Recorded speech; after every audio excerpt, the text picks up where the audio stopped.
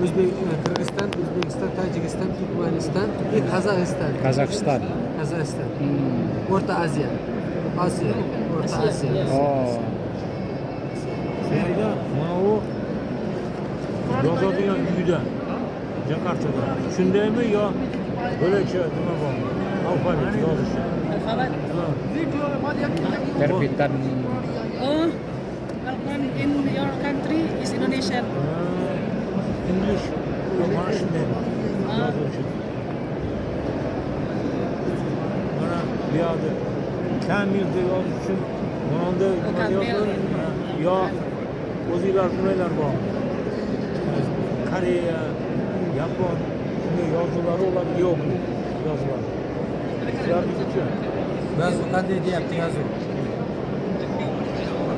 Mana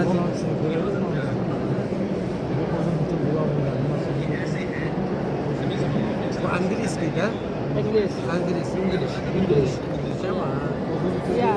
Altında yine